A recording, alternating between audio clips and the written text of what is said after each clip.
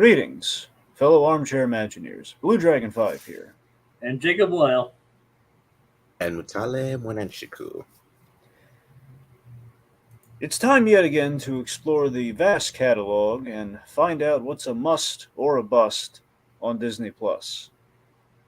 Tonight, we're talking Ahsoka, Part 6. Far, far away. Oh, yeah. Yeah.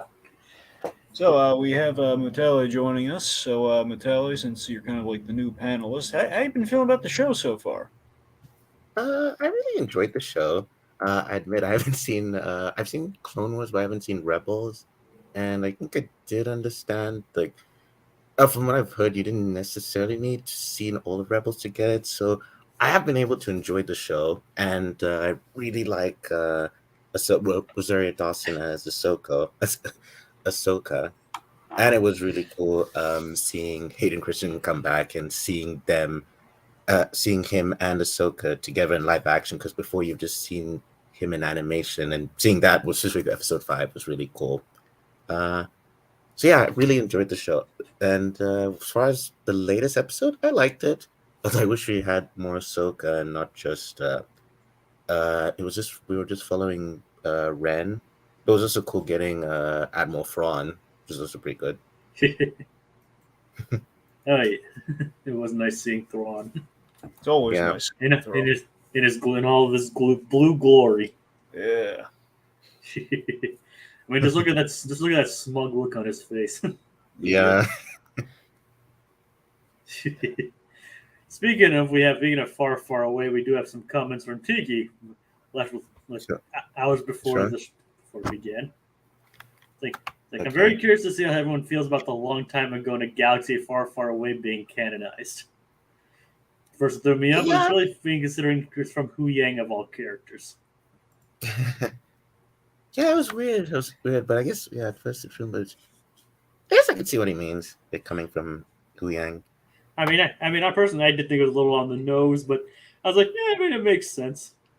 C-3PO kind of did it in Return of the Jedi. I mean, why not give it to Hu Yang? And of course, at some point, it feels like this is kind of like Filoni's reward for all the stuff he's done for Lucas. Like, you know what?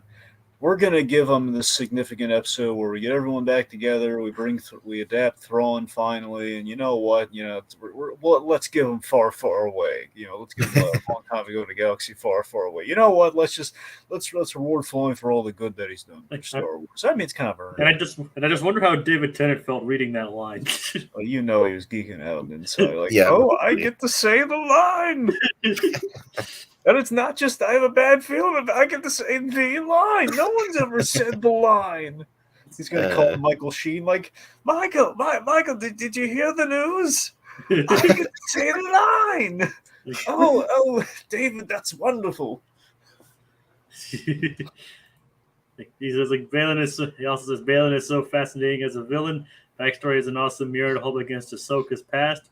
What a role for Stevenson to go out on. Oh, yeah. Yeah. It's so hard watching it, just knowing he's gone. It's just. He was always a great really good. This is like we gave him like a role he can really, kind of chew the meat on, Yeah. I thought all the two returning characters were so on point. Thrawn didn't miss a beat with the eerie organ music. Also understood how understated the Ezra unit was. It was played very realistically. Yeah, the music with Thrawn, that was really cool. It's a fun thing I really noticed. It kind of shows, like, he's cold and calculating, but he's also very extra. My favorite, I got a detail I really love about what Thrawn's doing, but we'll get there. I mean, overall, let me say this: episode 6, it's very much the reunion in the return episode. We've assembled. It very much feels like. I mean, we'll see how it goes, but I think smart money is we're going to kind of do this kind of Mando style, which is, we've assembled the pieces, and for the last 2 episodes, it's going to be maybe. I anticipate kind of a part 1, part 2 kind of finale where it'll be kind of like a big affair, like we have we're building to the big finale, but then we're kind of starting things with 7, and 8's going to be the big big. I see what you mean by that. Because I mean, we're at the place, we're at. Yeah, that's true. we're at per diem. I think smart money is okay. We're probably going to get home, and it's probably going to be a ways getting there. I mean, 7's probably going to be the getting off the planet episode, and then the 8's going to be, okay, we're either in space, or it's going to be a question of, do we get home, do we not get home, or, what's going to happen? Like, are we going to be on the precipice of this big crossover movie by the end of, like, who knows? Point being, 8's going to take us, like, 8's going to be the unknown, like, okay, where are we planting our flags for things overall here? But 8's going to be the big one, but 7's going to be, okay, we got to get off this planet. And speaking of not missing a beat, Mickelson definitely didn't miss a beat from like transitioning from behind the mic to in front of the camera. No.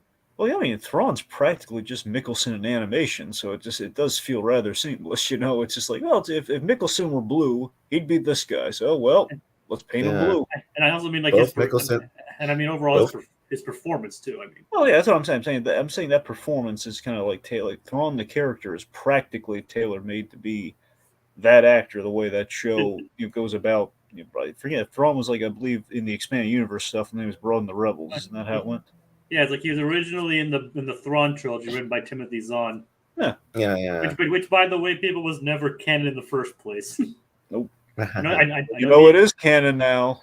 It is canon. I mean, he is canon now, and he has been since his appearance in Rebels. But no. I mean, do you know what else is canon now? What? Long ago in a galaxy far, far away.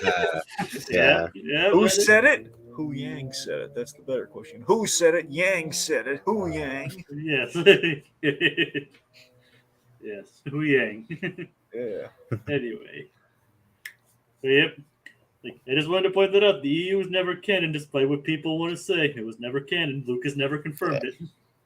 Well, I don't know. Didn't Lucas say it? Well, it wasn't.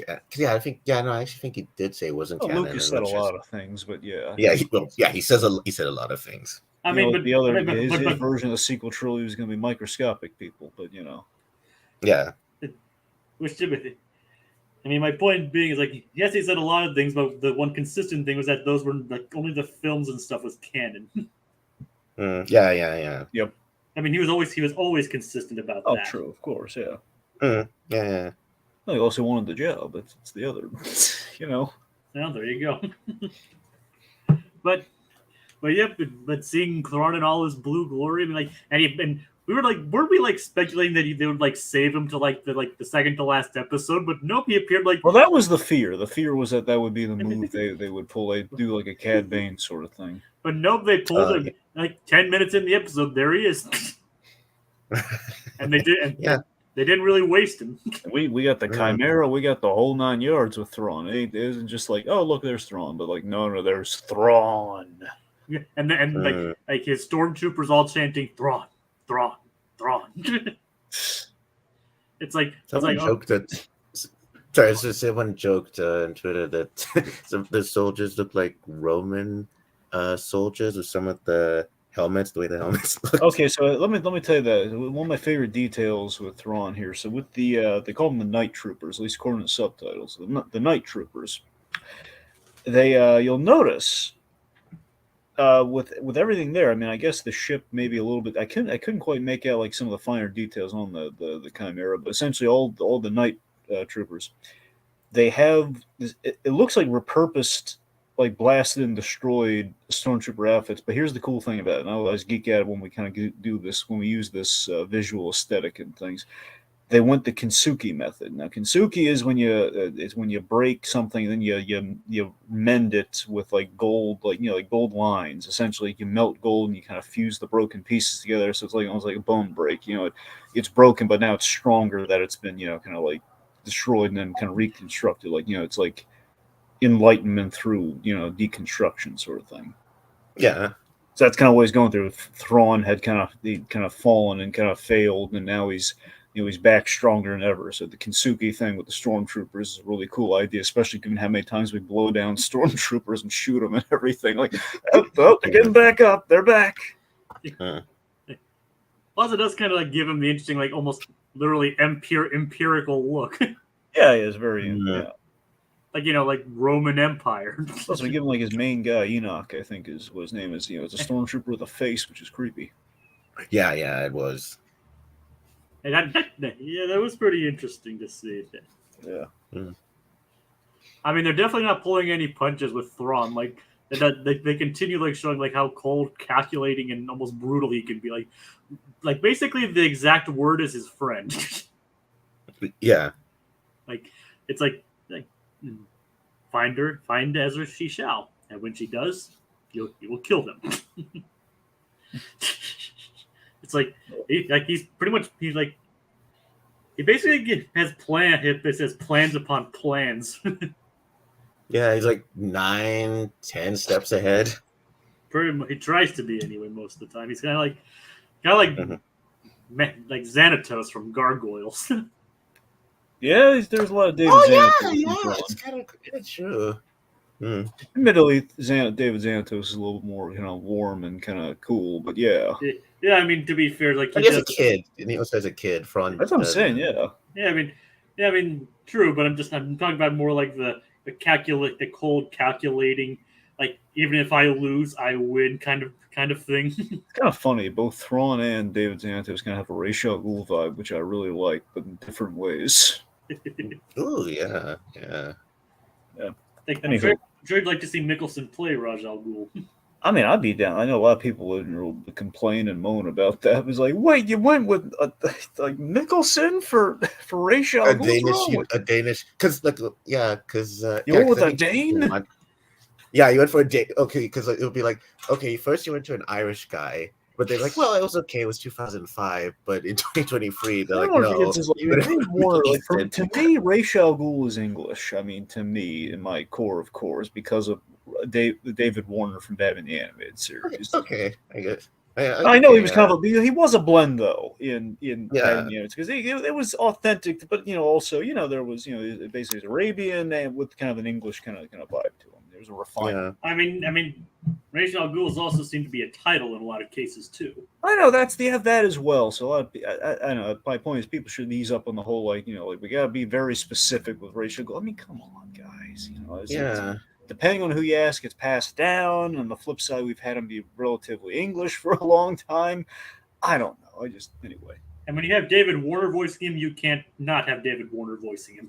I mean, in my humble opinion, but now we kind of have to. But yes, you're right. Back then, yes. I mean, David Warner's kind of the mold. He's like the mold. That's what you want to go for, Raish. I mean, that's pretty much what I mean. Like, if you had the opportunity to have David Warner voice him, you have David Warner voice him.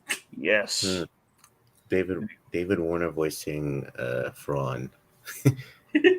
But that's too cool to even think of, even fathom. I can't think about it right now. Don't overload Dragon. We still have 15 minutes left in this podcast. Anyway, so at least I mean, we don't have to fill that amount of time. Says you. No, I'm kidding. I mean, I'm saying we can, but we don't have to. All right, okay. So to break things down, so this episode, we arrive at Perdea. Now, here's something really cool in the rewatch. I mean, it was mentioned in the episode, was something really kind of hit home on the rewatch. I love the way that Balin Skull describes Perdea and essentially how they found it.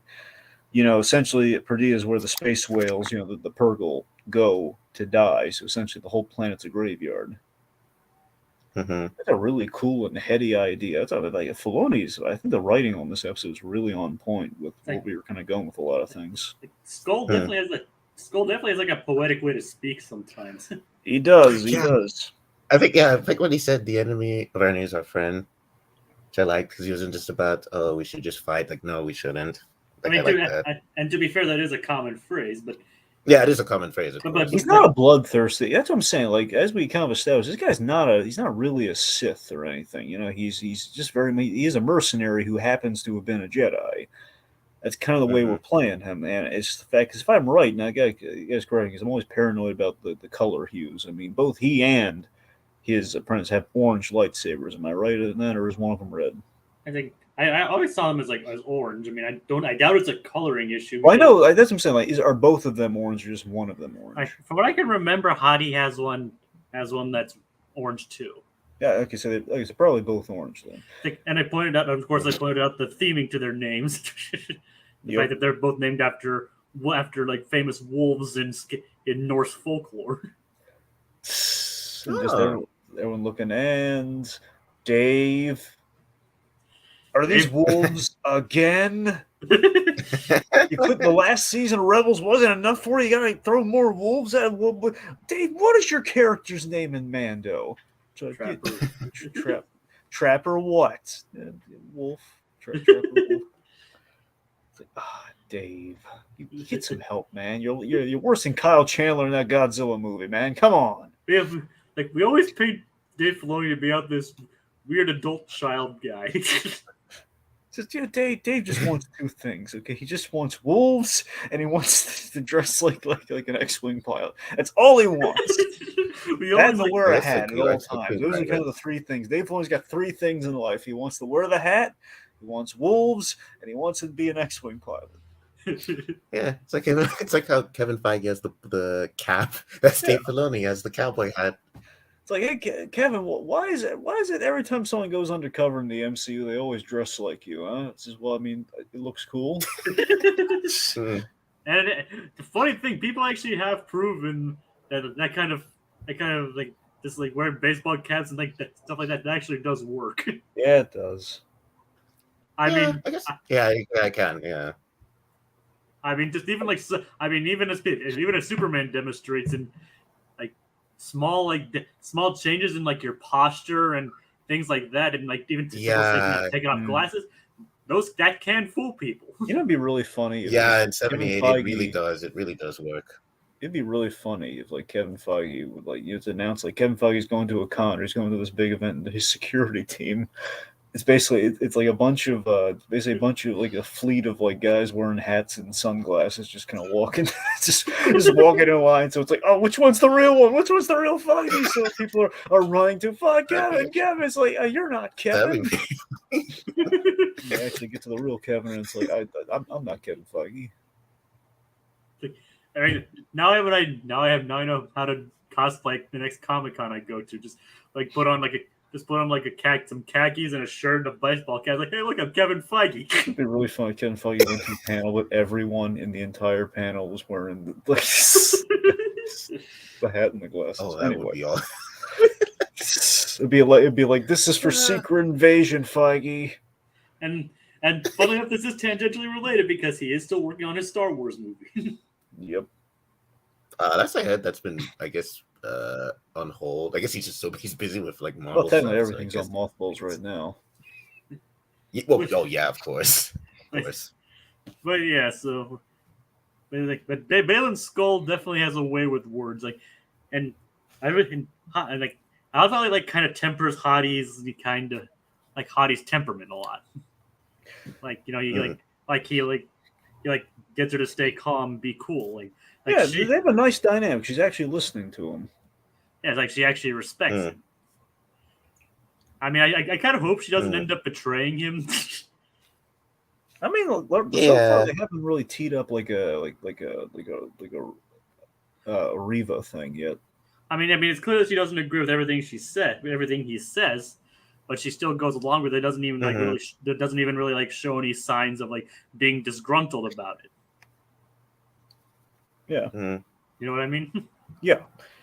So, but yeah, I mean, I love all the Baylan dialogue here, where Stevenson he has such the kind of this, you know, his refinedness of kind of the Jedi who is just completely disenfranchised with the whole thing, and how he just talks about it being he's fed up with both the light side and the dark side. So the fact that it's like this endless cycle, and we kind of tease up his goal here. He's somehow, there's something on this planet. The main reason he's done all this is to go to a Perdea. Somewhere on Perdea, there's some problem. I suspect, my theory is that he's trying to find like another time temple. He's trying to go into the timeline like we saw, like the world between worlds that we kind of saw. Yeah, I think he's trying to go there to make some real changes. That's what I theorize. Like somehow there's going to be some link or something on that at that place. That is a good theory. Regardless, the fact is this guy somehow he wants to use power to like end the endless cycle. Which again, we know for a fact he's right, because we do have like another sequel trilogy. You know, we have like hold on, yep, and whether it's going to be, we don't know if Thrawn's going to be in charge of it all or like be the guy who starts it all. Or not. I think the smart money he is, but. Somehow the First Order is coming. We've seen some seeds of it here and there. And I just And speaking of which, I also love his line. That's just like it's like he does miss the Jedi, but like he does miss the Order, but he doesn't miss like all the other things about the Order, like all the pretentiousness and things like that. I forget the exact line, unfortunately. Yeah, it's calling out the hypocrisy of the Jedi. Yeah, like I see, he misses the Order. He misses the Order, but not the truths, the hypocrisy, that kind of stuff. Yeah. Like so, it's clear that he does have some. Like the fall. Go on. Sorry, well, I was just gonna say, like I think he said that it's the fall of the Jedi, rise of the Empire. It's just a cycle going over and over again. And again, he wants and again, and again. So I think that gives them weight to what Dragons thinks they may do. Yeah. He seems very world heavy, like really very like world heavy. You know what I mean? Like world weary. Yeah. Like he has like the weight of world weary. Like he has the weight of the world on his shoulders, kind of thing. Like he just seems like very tired. He just like, you know what I mean? I mean, in a meta way. I mean, I don't know. Maybe subconsciously, this is why this character, I think, is really doing it for us all. I mean, in the climate we're at with Star Wars these days, I'm not even talking about just like people who feel really strongly negative ways about Star Wars. I just mean in general, it's the fact that we've gotten more Star Wars than we ever thought we were ever going to get, like ever. It's like, there's always the clamoring for just like, like 7, 8, 9. And I mean, not only do we get that, but we got that, and we got Mando, and we have all these shows now, and we have, like Filoni getting all of his wish list in, so we have like everything's happening with Star Wars now. So it's kind of a guy just kind of saying, you know what, maybe it's a lot of Star Wars. It's a lot of like, the sequel trilogy essentially was a lot of the same. I'm not saying it's exactly the same, but a lot of the same stuff to some degree. It's a lot of just like it's endless cycles, just more Star Wars, and just saying, you know what, we got to break the cycle, man. We got to shift it a little bit. We got to change it up. Yeah. It's just a little bit Andor like kind of shaped it up a little bit. That's what I'm saying. Yeah, I think he like basically he's kind of like the Star Wars fans. I want some Andor, darn it. Yeah. I'm tired. Look at this lightsaber. I made my lightsaber orange. I want change, darn it. we need more purple lightsabers too. Yeah, we need purple. I mean, we got yellow, but we get yellow at like the last movie and like the last few seconds. Like, come on, man. I still have the reason. I still have the reason why there's why Mace Windu has a purple lightsaber. Yep. It's basically because like there are lore reasons for other ones. Like blue represents this. Green represents that. Purple represents the fact that Samuel L. Jackson wanted a purple lightsaber. Yep. So if anyone's wondering why we have more than 3 colors in Star Wars, you can thank Sam Jackson. Yep. Sam Jackson. Just say one thing. It's funny looking at Mace Windu, because that was actually the first Sam Jackson role I ever saw. And it's actually weird seeing him not play Sam Jackson. He's playing a different kind of character, which looking back is actually kind of cool. Because sometimes he can just play like a version of himself.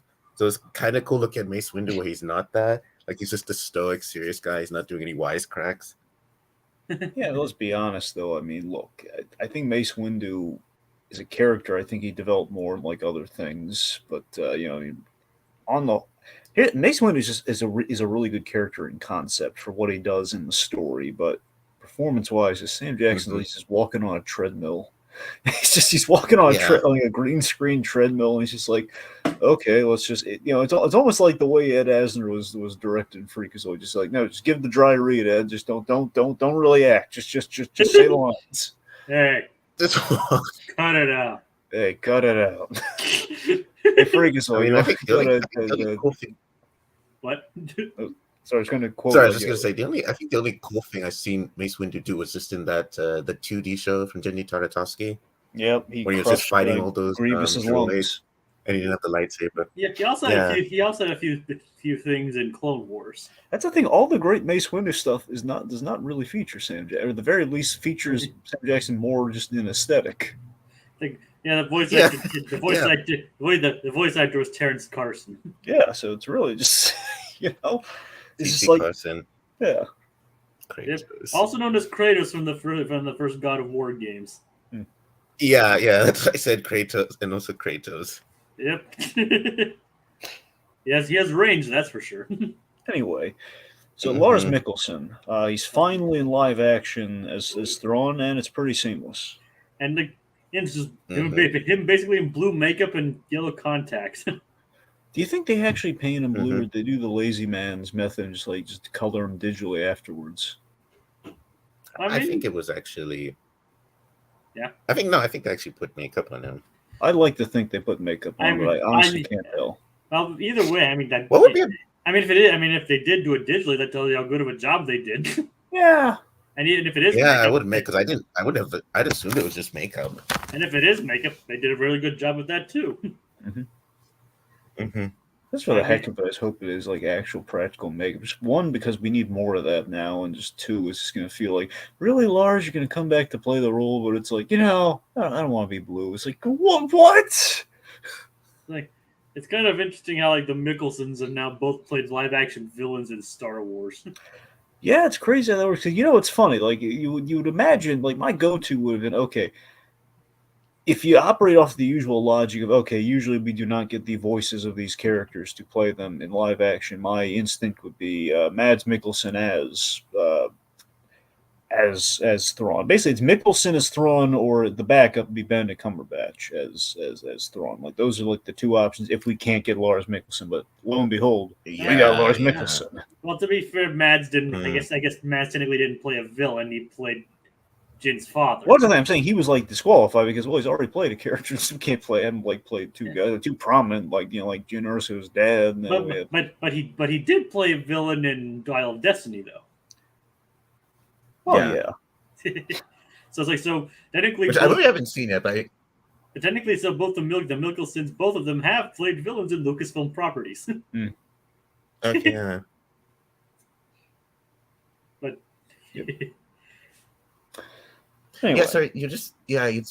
Sorry. Just you were saying about usually it's I guess with what you said, like characters who usually it's characters who voice actors don't tend to play them in there's always the hesitancy in getting the same person back. It's usually like, we can't cast the voice person in live action. Where you're crazy, but I really think that's Filoni's pool. I think that's the difference. I think a lot of that is just like Filoni just kind of he's built up a lot of credit, and plus I think Mando really helped a great deal. Like, you know what? Yeah, I want to get these guys in live action. If we're gonna do Cad Bane, I want Corey Burton to voice him. If we're gonna do, fingers crossed, we still got 2 episodes left. We do Hondo, I want Jim Cummings to voice him. If we get someone in live action, I would like, I'd like Lars Mikkelsen to play Thrawn. He's an actor. He does look remarkably like him. We studied him probably when we recorded the video session, so why not? I mean. It'd be funny, but it'll probably never happen. Is Sam Witwer actually playing Starkiller in live action? We need him. Well, no, we need him to play Maul in live action. Well, technically, he already did play Maul in live action in Solo. Yeah, he did in Solo. I don't know if he was actually. I don't know if he did the physical acting, but he definitely did the voice. Yeah, I feel bad for. I feel bad for Peter Serafinowicz because he was really hurt that they went with they never called him back to voice Darth Maul.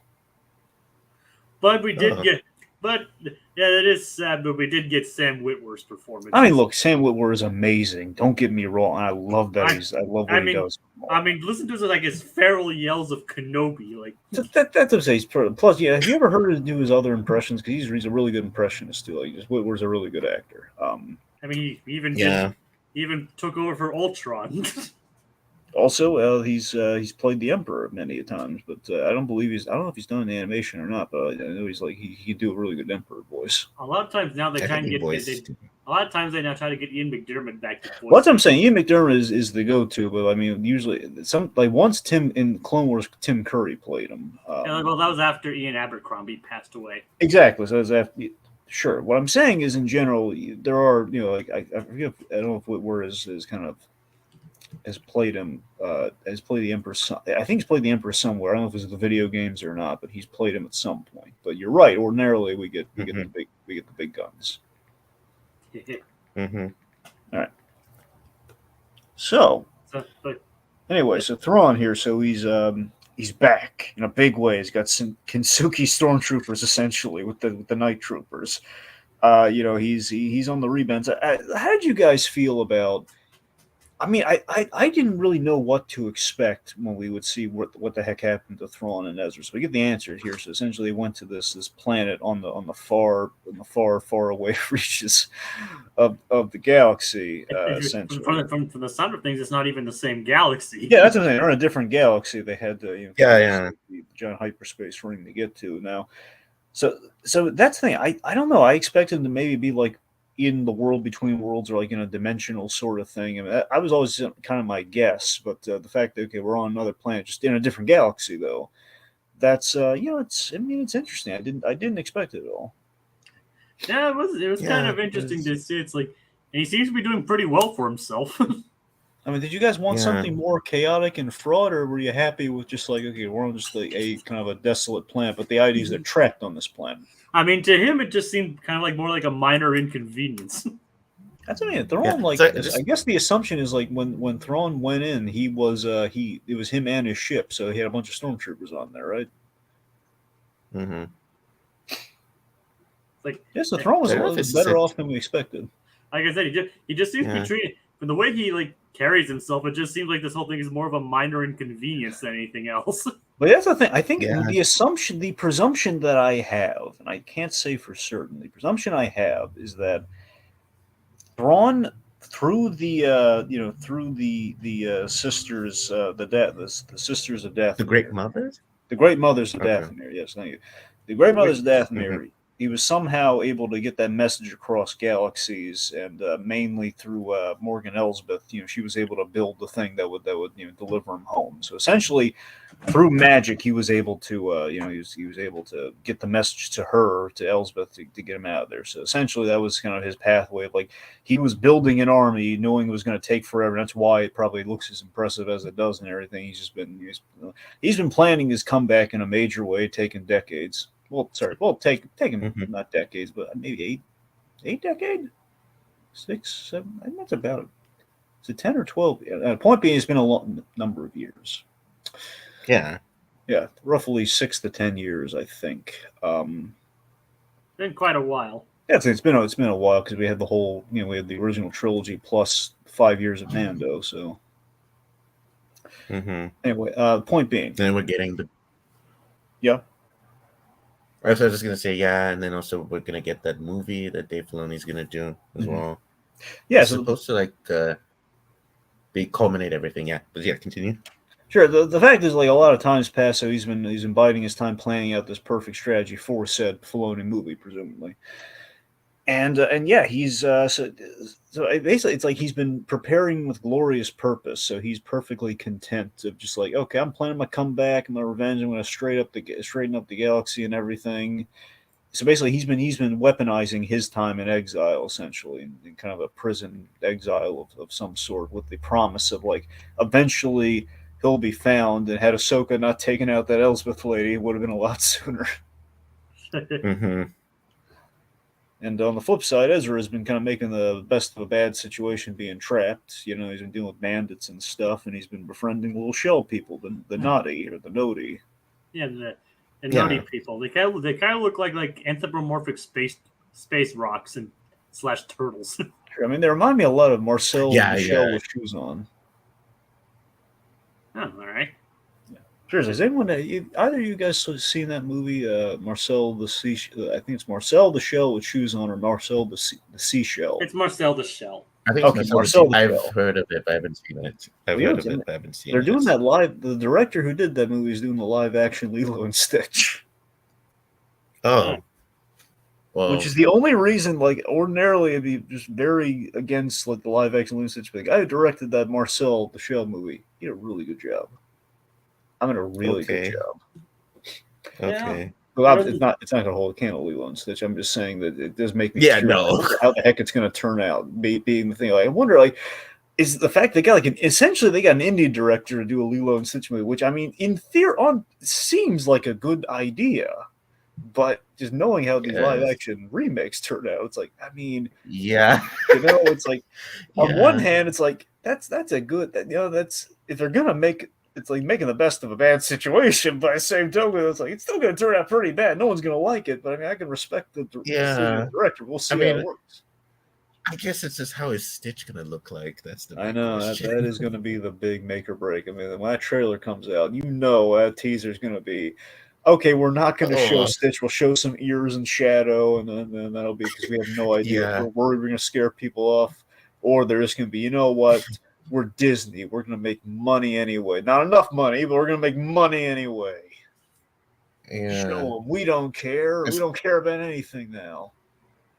Yeah, we'll remake movies that aren't even 10 years old, like with Moana. Yeah. Anyway, sorry. Getting off track. Yeah.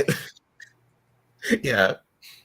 Point being, though, well, if you want to be all connected and threaded, though, you don't really have the director of Lilo and Stitch without Star Wars, because he used to draw Darth Vader a lot as a kid. I told you it was a stretch. Dean Dubois, I loved Darth Vader, loved drawing Darth Vader. Got mad at being bullied occasionally. All right, anyway, sorry, all that to the side there. So Ezra's back. It was nice to see Ezra once again. I like the dragons. Yeah, and the dragon. Yeah, sorry, not dragon. Tiki says, "I love how understated the Ezra unit was. It was played very realistically." Yeah, it's just Ezra with a beard now. He does kind of. He also seems to be doing pretty well for himself. Not as well as he can. I mean, he's probably like. I mean, I guess there are other players. I was thinking like they have bandits and stuff, but he's probably like the only human there, really. Mm-hmm. We haven't really seen the faces of these bandits or anything. They're all like, they're bandits, they're nomads. I mean, the idea is like, I think the idea is almost kind of like a dumping. It's almost a little like Sakaar from Thor Ragnarok to some degree, where basically this is like only the people that are sent through like the Purgle and like times and wormholes and stuff end up here probably. It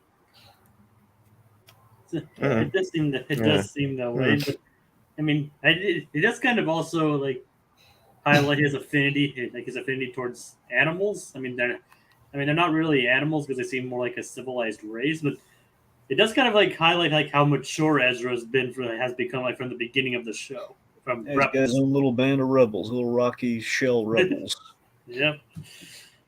I'm gonna call you Chopper, and I'm gonna call you Hera. Gonna call you Sabine because you have attitude.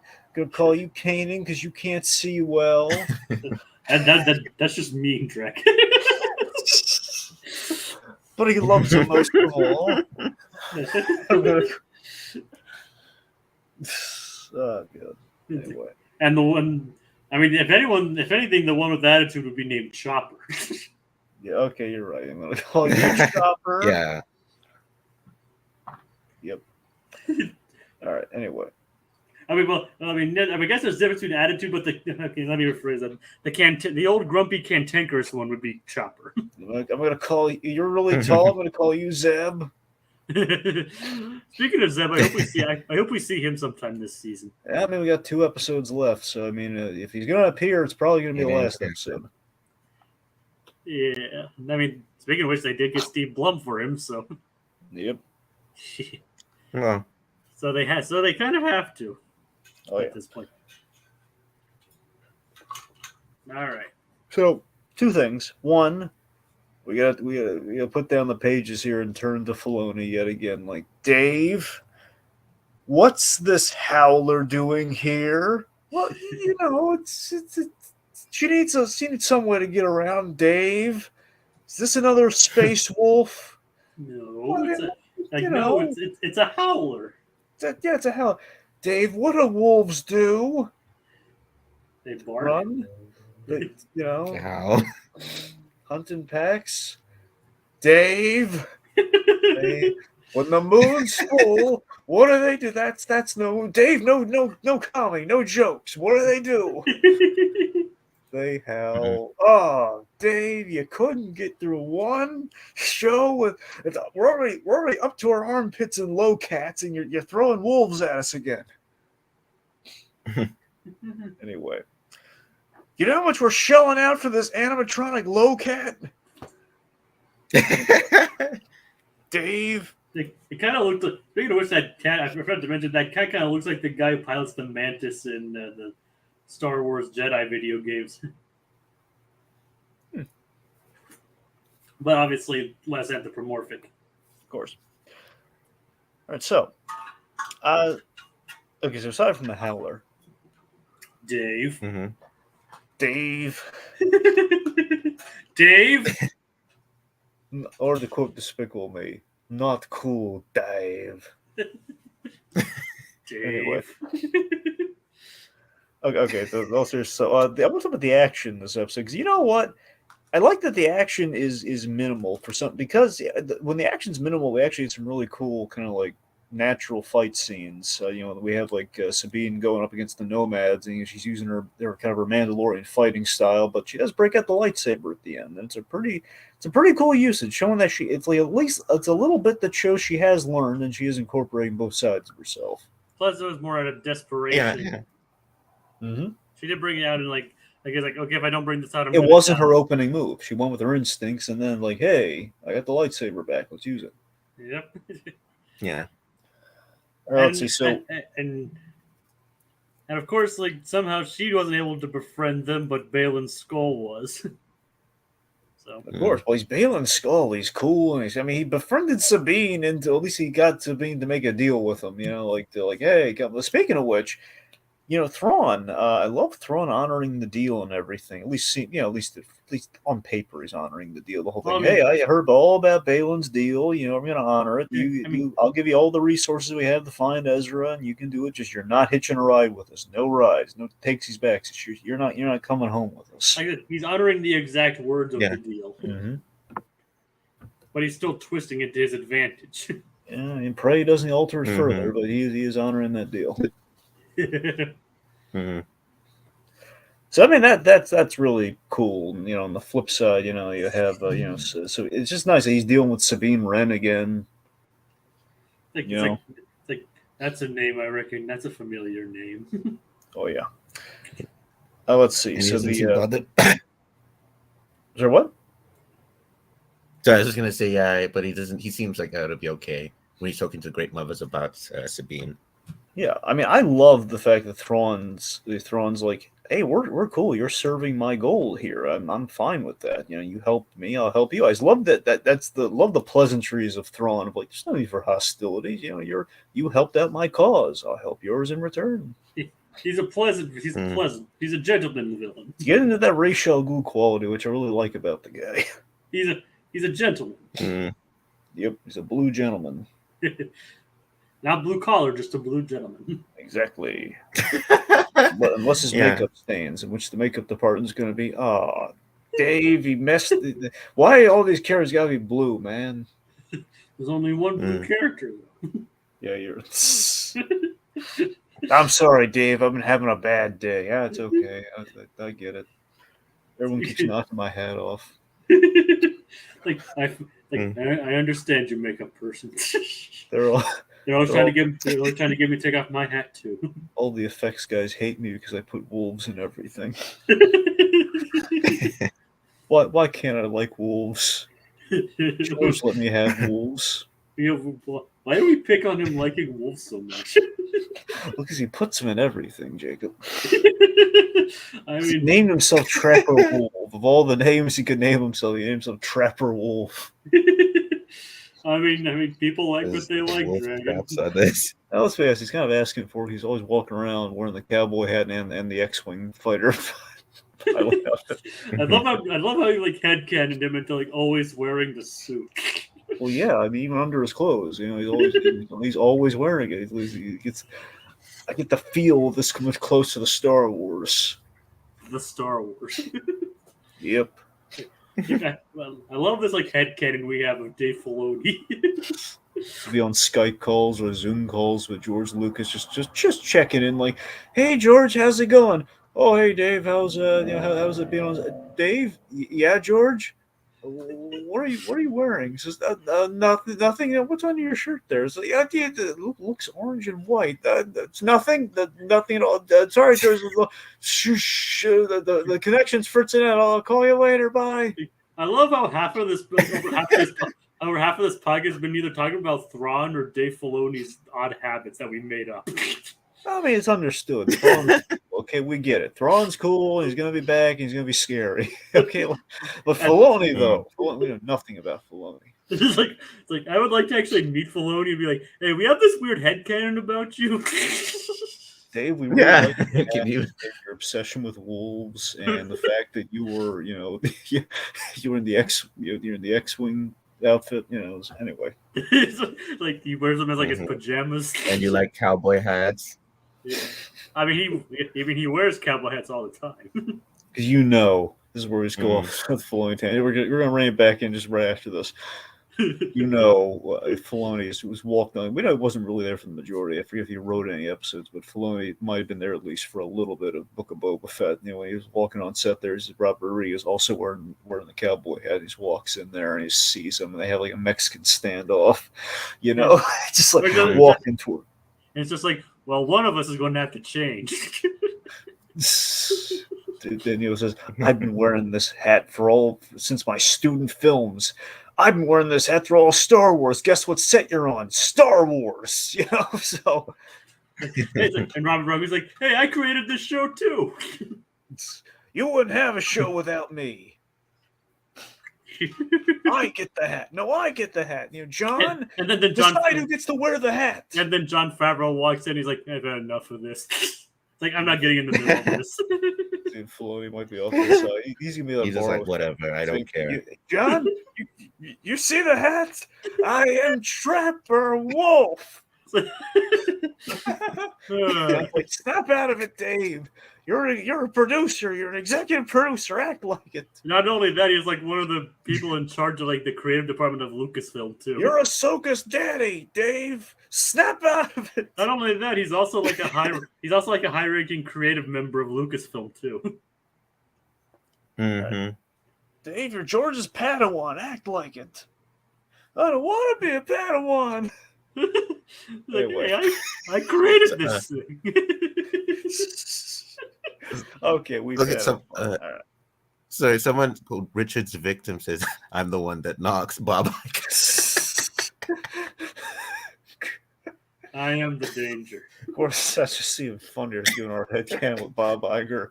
The biopic, we have Ted Beneke from Breaking Bad. Bob Iger. With Christopher. Yeah, seriously, in our biopic we did for Pixar, we had Christopher Cousins playing Bob Iger. I'm not joking. That actually go. That casting was mine, by the way. I'm proud of that casting. Yeah. Wow. Yeah, that is great. I didn't even think of that. Like, yeah, Stephen Root is John Lasseter and everything. So. Okay. Anyway. So, okay. Point being.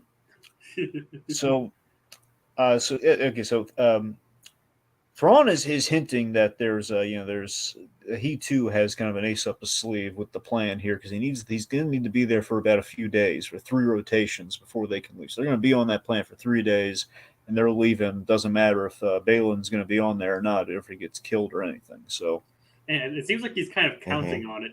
There is one thing though. I love this. Thrawn has taken the threat of Ahsoka very seriously. Like, I want to know everything about her. Okay, I mean, and if any whales come this way, kill them. Destroy the whales with extreme prejudice, because that's the way she's hitching a ride here. I don't want anything. I've been stranded here for almost 10 years. I don't want to be here anymore. Like, I love his his line to her. It's like, I suppose it's not the recently deceased Ahsoka Tano. Yep. It's like he's basically telling her, like, you implied that she was dead.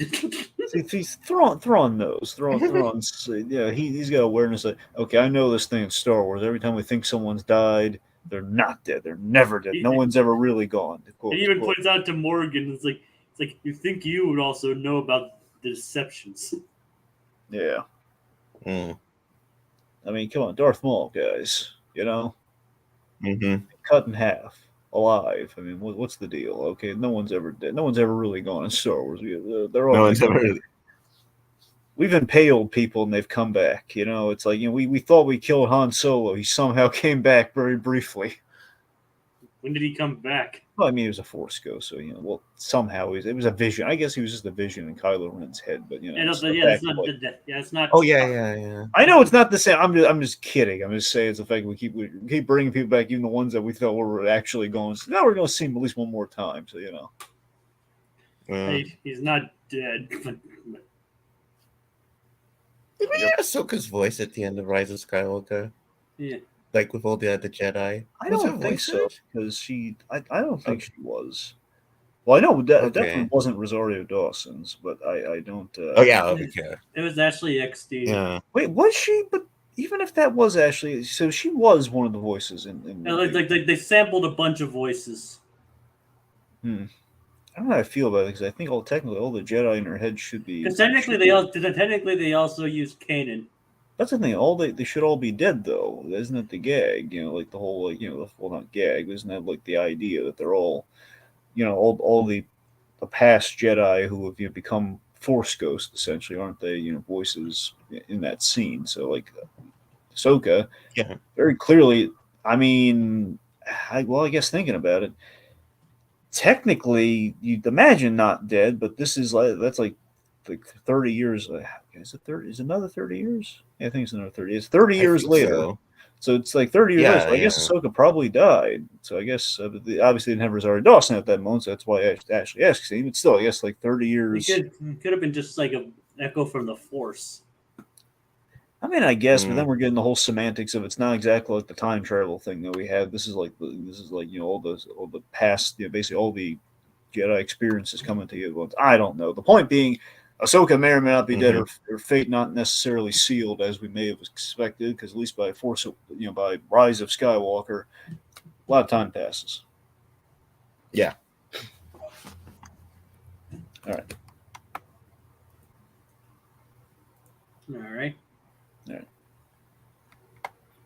Sorry, Richard's victim said, "Say my name, Bob Iger." Do you know what would happen? He also said, "Do you know what would happen if I suddenly decide to stop going to work? A business big enough that it could be listed on NASDAQ goes belly up." So apparently it's turned Bob Iger into Heisenberg, which again I think it's one character off Richard's victims, but sure. Well, at least we know who. Oh, we know who Chapek is. Would he be Gus? No. That's it's Hank Schrader. It's Darren Norris, Dean Norris. Oh yeah. Okay, yeah. Dean Norris. Darren Norris. I mean, that'd be funny, but very the Chapek wishes he was Darren Norris, but no, Dean Norris. Darren Norris. That's great. Yeah, Dean Norris, like Hank Schrader, absolutely. That's the other Bob. All right, so yes, here's something too. Ezra, when he and Sabine were reunited, I love the bittersweet moment of like, did it work? It worked, didn't it? It's like so basically his big sacrifice did it work. Basically, did it? The impression I get is like, did we prevent essentially the original Star Wars trilogy from happening? Did we end the war? It worked. I mean, yeah, we did, but not in that moment, not in that sacrifice. Just like a bittersweet, like, I wish I could say yes, but I'm going to say, yeah, it worked in that moment ultimately, but not really in the way you hoped. And then, like, when wanted more explanation, it's just like, I just want to be happy that I found you. Can I have that? That was nice. Right.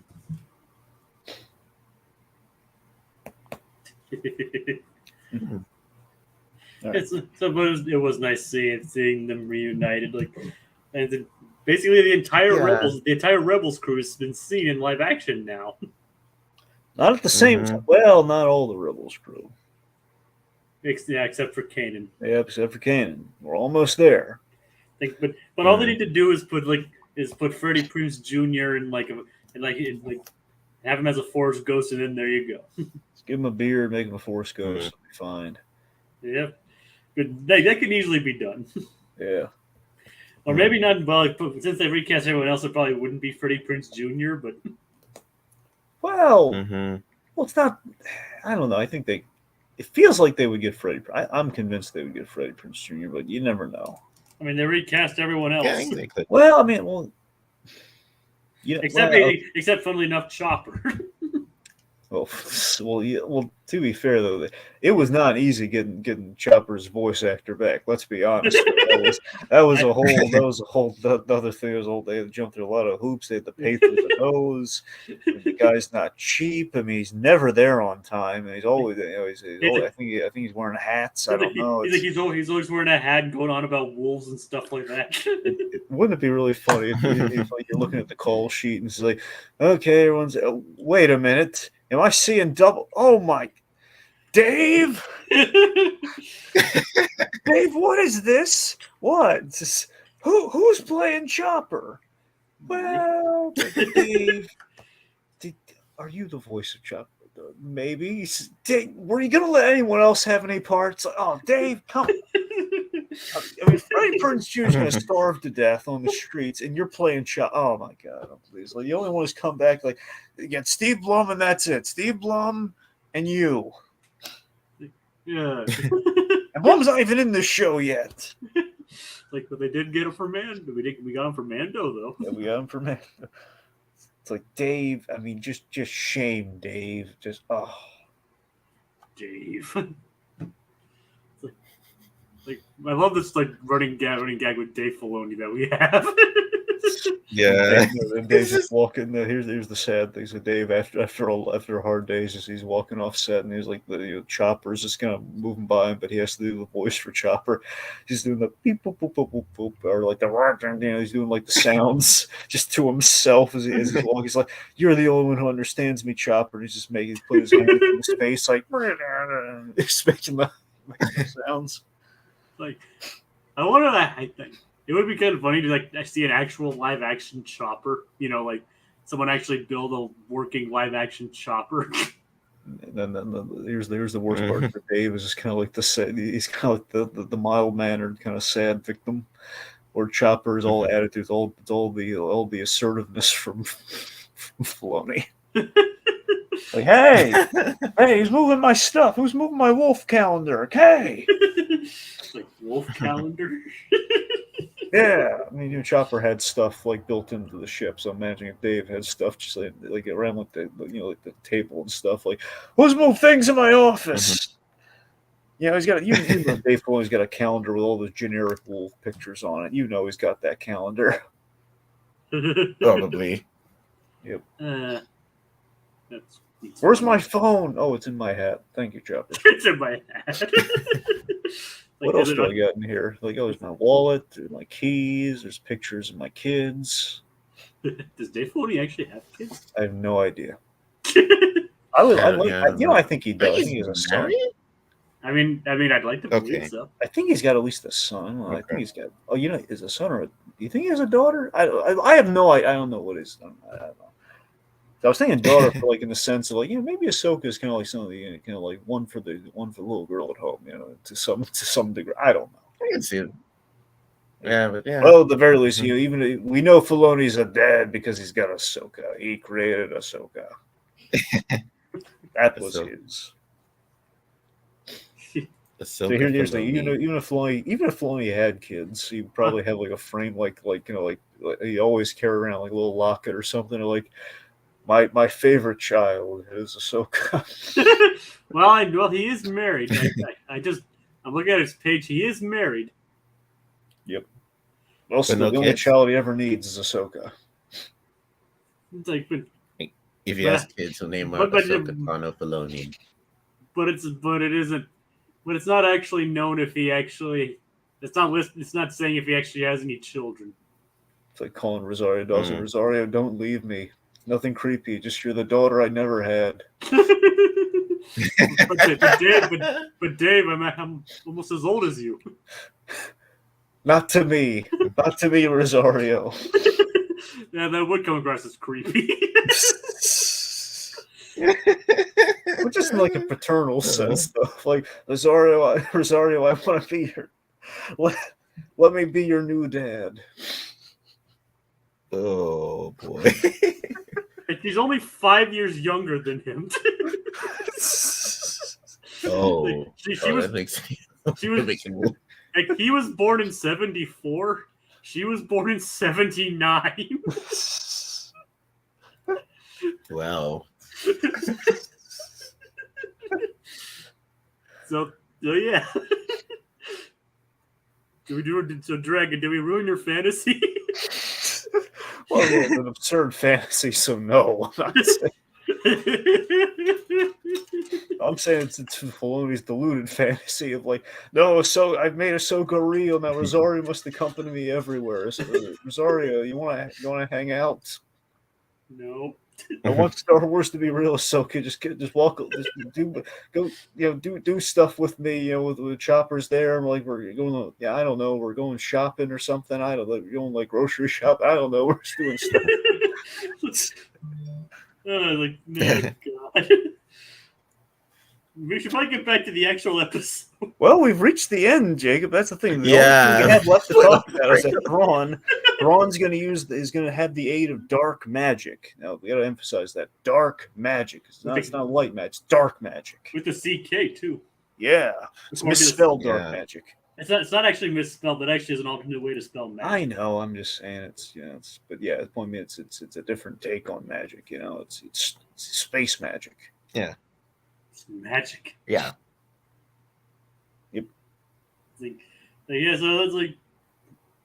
Remember when Grievous killed all the other Night Sisters? Oh yeah, pretty brutally. And that's like one of the few times he was actually successful with something. At the end, he's like, "I did it! I did it! Does anyone have a lozenge?" Like, what's a lozenge? What's a lozenge, General? Oh, right. Well, bronchitis for life. It's like, oh yeah, those don't exist. Those don't exist yet. I wish I had skin. You do have skin, sir. Technically, you have organs. What? You do. You have organs. It's not the same thing, sir. And then skin is a kind of skin. The skin is technically an organ. Being RoboCop stinks. Oh yeah. You don't just have those skin if you're RoboCop. You don't have organs. You're just like a rope. You're just a robot. Well, no, RoboCop's got he's like a chunk of. There's like a chunk of them in there. I mean, technically, RoboCop's more of a cyborg. Well, yeah, the cyborg. Yeah, well, yes. Or the remake. No, you're right. Cyborg's the proper term. Yeah. I mean, but Cyborg Cop doesn't sound nearly as cool as RoboCop. The remake. Exactly. It's like, but honestly, what sounds cool? Or in the remake where he just has a. Sorry, I was just gonna say, or in the remake where he just has a head and lungs. Yeah, that's what I'm saying. So essentially, I mean, that's not far off from what the RoboCop actually has in the original. It's just we never saw it. And technically, that does still count as cyborg. Mm-hmm. No, that's what I'm saying, Jabe. You're right. He's a cyborg. I'm just saying that what he's saying too is like that's what's on the inside, most likely, even in the original. You don't see it because he's just a chunk of like residual meat. Over time in the I don't want to. Sorry, I'm derailing this completely. RoboCop talk. It's just the fact that my point though was like RoboCop sounds cooler than Cyborg Cop. No, you're right about that. Yeah. However, it was such a hard sell. I guess I guess for it to be RoboCop, he'd have to be like a robot. Like he isn't just like a cyborg. I always saw how that went. RoboCop 2 went terribly. Yeah. Okay, Richard Higgins wants us to read the Bob Iger saga. Jacob, can you do it? You can read it, Dragon. Come on, you read it. I'm not reading. I mean, I'll pull it up and you can read it. All right, fine. Just pull it up and we'll start. Just wherever you. Well, first off, he says this. I don't trust sci-fi. No, Richard, that's intolerant. That's hateful. And you should be ashamed of yourself, Richard. Oh my God. We need to cancel just the Navi. We need to cancel Richard. We need to cancel him. He said something mean on the internet. We need to cancel him immediately. He's now he's victimized us. Bob Iger is like the daughter I never had. The daughter. I had a father figure, and it's Bob Iger. Love you, Bob. Oh, I want Bob Iger to walk me to my bride at my wedding.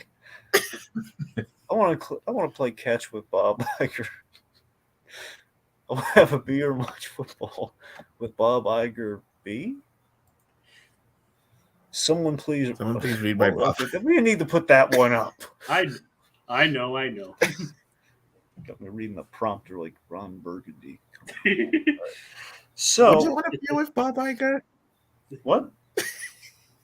Would you want to have a beer with Bob Iger? Well, I don't drink, so no. Speaking of Ron Burgundy, like the Raising Cane's restaurant near me has a Ron Burgundy poster in it as one of its decorations. All right. It's actually right next to a photo of Linda Carter as Wonder Woman. Well, that's cool. But aside from that, yeah. So point being, we've really teed up seemingly a 2-part finale here. You know, Sabine and Ezra are reunited, but she hasn't quite told Ezra the bad news yet. There's also Thrawn here. Balin's going to team up with some bandits. He's probably going to charm the pants off them. And Thrawn's using some dark magic that's going to aid him in taking down Ahsoka and company. And Ahsoka's not going to be in for a warm welcome in 7. Although I do wish Ahsoka was more in this episode. Well, she got a whole episode. Yeah, that's so we got to balance it out somehow. I know, but the show is named Ahsoka. Well, then she appeared in the cold open with Hu Yang, so she was in there. Yeah. Otherwise, she's going to be in a whale for the rest of the episode, all right? So, like, Hu Yang's telling her a story, which the whole point is like, okay, we just need to get the gag in a galaxy far, far away. It's all we really need. Speaking of, if we're talking about, like, headcanon stuff, we need to headcanon David Tennant, like, geeking out and reading the lines. It's like, oh, no, how am I going to say this? This is like the line of Star Wars. What am I going to do? How am I going to say it? To just be yourself, Dave. Another Dave. All right. It's another Dave. What do you know? A long time ago in a galaxy far, far away. That's it. There we go. Perfect. Yeah? Okay. And he's just calling Michael Sheen up like, Michael, I just had the most amazing day. What is the connection to Michael Sheen here? Oh, they're best friends. No, I didn't know that. Yeah, well, I mean, they're in Good Omens all the time, and they work together a bunch. I think in real life they are friends, and they played really good friends in Good Omens. I'm pretty sure it's like they've done things like during like the pandemic together. So I'm pretty sure they're buddies in real life too. So David Tennant and Michael Sheen is very, very tight, and he's just calling him all the time. He's saying like, "So, Mike, how was your day?" "Oh, it was lovely, David. What did you do today?" I was doing this thing. I was doing the Ahsoka show. Shush! Don't tell anyone. And I got to say the line. This is what line? Can you be more specific? This is, I got to say in a galaxy far, far away, a long time ago, in a galaxy far. Get out of here, David. That's wonderful. It's like, oh right, I know, right? And then he calls Christian Ritter like Jessica. Like, David, I keep telling you, stop answering the phone like that, okay? Otherwise, I can't call you. It's like, no, they haven't. Disney Plus hasn't called us yet. They're giving Daredevil the business right now. Haven't called us yet. I just love this random headcanon we come up with for these people. Anyway. Yeah. No, I'm just saying, I genuinely love it. It's hilarious. All right. Let's Jacob, thank the folks for commenting, would you? Thank you, Richard's victims, and Tiki for commenting. All right, now thank our guest. And Mutale for joining us. Yeah, thank you, Richard. Yeah, all right. So it's a pleasure. Good to have you on. All right, that'll do it for us tonight as we holster our remotes till the next installment calls for the draw. Just mano a mano, just Plus and Us. Dave, put the hat down. Dave, put the hat down.